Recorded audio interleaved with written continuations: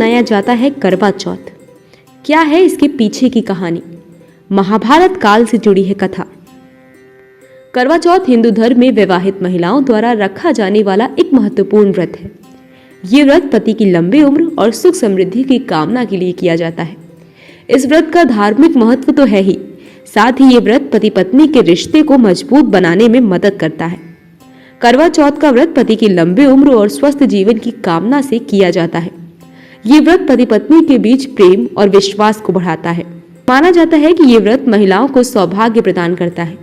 ये व्रत हिंदू धर्म की परंपराओं का एक महत्वपूर्ण हिस्सा है, इसलिए ये व्रत भारतीय संस्कृति का एक अहम हिस्सा भी है और पीढ़ी दर पीढ़ी से चला आ रहा है। आइए जानते हैं कि करवा चौथ का व्रत क्यों मनाया जाता है। करवा चौथ व्रत की तिथि और शुभ मुहूर्त।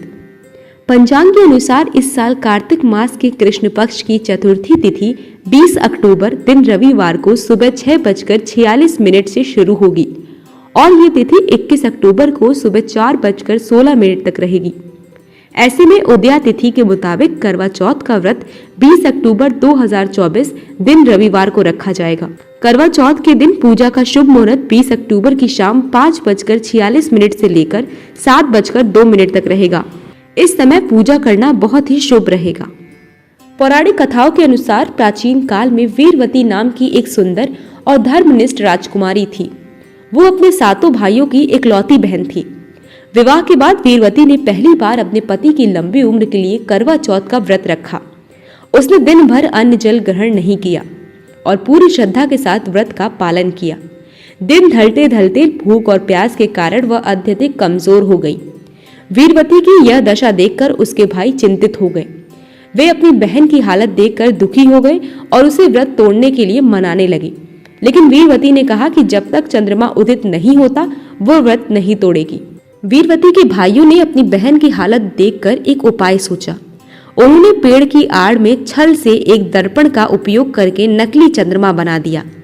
भाइयों ने वीरवती से कहा कि चंद्रमा निकल आया है और उसे देखकर व्रत तोड़ ले।